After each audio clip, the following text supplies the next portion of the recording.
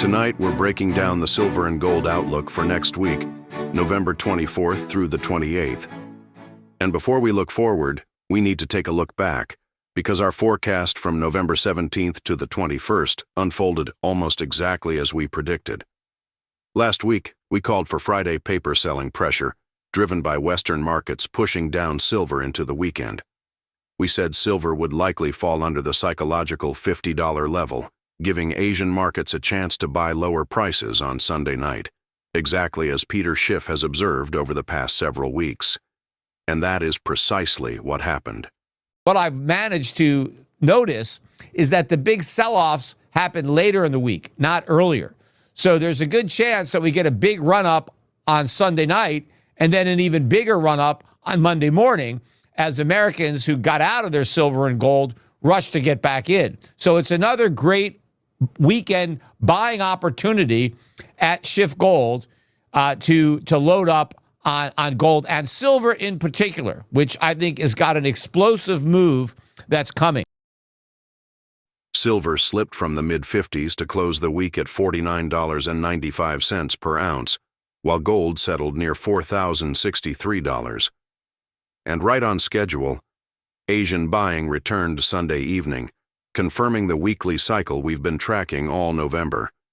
But we also need to acknowledge one major factor. The US dollar index closed above 100, and that had real downward pressure on gold and silver. A DXY over 100 typically acts as a lid on precious metals, and that's exactly what we saw on Friday. As we move into next week, November 24th through the 28th, our primary indicator adjusts accordingly. Our main driver this week is the DXY, the US dollar index. As long as the dollar holds above 100, gold and silver will face resistance. Silver reacts even more sharply to dollar strength than gold, so any move toward 100.50 or 101 could create early week pushback in metals. If the dollar pulls back under 99.80, or ideally under 99.50, silver could make another attempt into the Fibonacci extension zone. And that brings us to our secondary indicator, Fibonacci retracements and extensions. Just as we did last week, we're using Fibonacci levels to map the structure of silver's price action. The extension region sits between $50.50 and $51.20, a zone where momentum traders often take profits. On the downside, Fibonacci retracement levels place support between $48.60 and $49.20. The same region where buyers stepped in last week. Alongside Fibonacci, we continue to monitor several secondary relationships: Bitcoin's inverse correlation to metals, gold's role as the first responder to macro stress, and silver's amplified volatility. Together, they help form the broader picture for the week ahead. And now, we need to briefly address the global backdrop. There are rising geopolitical tensions in multiple regions, including Ukraine and Venezuela, and either situation has the potential to influence precious metal prices. Any escalation, military movement, resource disruption, or political instability can create sudden safe haven demand. Gold tends to react first. Silver tends to react faster. We also need to keep a close eye on economic announcements and policy meetings scheduled for next week.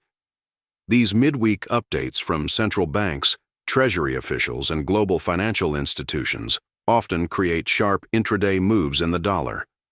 And when the dollar moves, precious metals respond instantly. A negative or unexpected announcement could create rapid volatility in silver, gold, and even Bitcoin.